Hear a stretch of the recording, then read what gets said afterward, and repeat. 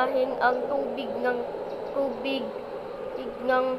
ref, sa tubig ng tren pala. Tapos, kami pala siguro unahan ang gitnang bahagi ng tren. Tapos, may babaan pala o may kalsada. Tapos, pwede tayo siguro unahin ang